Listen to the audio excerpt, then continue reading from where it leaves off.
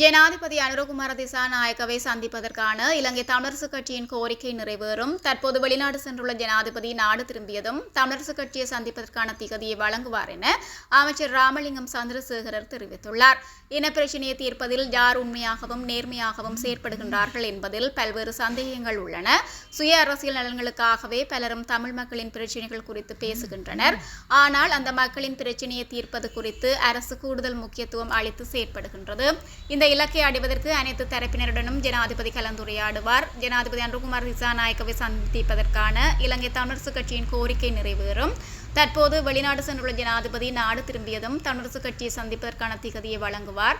எனினும் இனப்பிரச்சினையை தீர்ப்பதில் உண்மையான ஈடுபாடுக்கும் சுய அரசியல் நலன்களுக்கும் இடையிலான வேறுபாடுகளை அனைவரும் உணர வேண்டும். எவ்வாறாயினும் வடக்கு கிழக்கு மாகாணங்களின் இனப்பிரச்சினைகளுக்கான தீர்வுகள் குறித்து கலந்துரையாடுவதற்காக இலங்கை தமிழரசுக் கட்சி ஜனாதிபதி அனுரகுமார திசாநாயக்கவுக்கு உத்தியோகபூர்வமாக கடிதம் ஒன்றை அனுப்பியுள்ளது. கடந்த 22ஆம் தேதி அனுப்பப்பட்ட இந்த கடிதம் ஜனாதிபதியுடன் தமது கட்சி கடைசியாக நடத்திய பேச்சுவார்த்தை இடம்பெற்று வருடம் கடந்துவிட்டதை சுட்டிக்காட்டியுள்ளமை குறிப்பிடத்தக்கது என்றும் அவர் தெரிவித்துள்ளார்.